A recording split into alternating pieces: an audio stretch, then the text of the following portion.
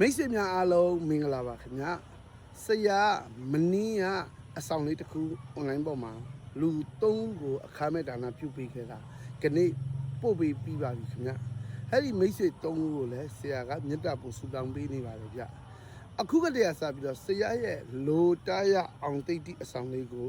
မှားယူရှင်နေဆိုရင်တော့မိတ်ဆွေများစောင့်ယူရှင်နေမှားယူရှင်နေဆိုရင်တော့တန်ဖိုးအနေနဲ့အဆောင်တစ်ခုလည်းရင်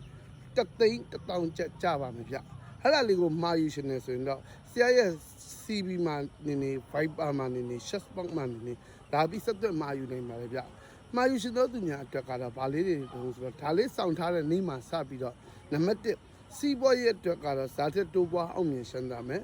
နံပါတ်2ကလက်လာပါတွေကမထင်ထားပဲမမျောလင်းထားတဲ့ငွေတွေဝင်မယ်နံပါတ်3အတွက်ဖုံးတကူဩဇာအာဏာတည်တံ့ခိုင်မြဲရမယ်ဗျအထူးဆရာဘက်ကအာမခတ်ပါလေဗျအဲ့ဒါလေးအသုံးပြုပုံလေးကတော့စာရွက်လေးအမြင်လေးပါပါလေဗျမိတ်ဆွေများအားလုံး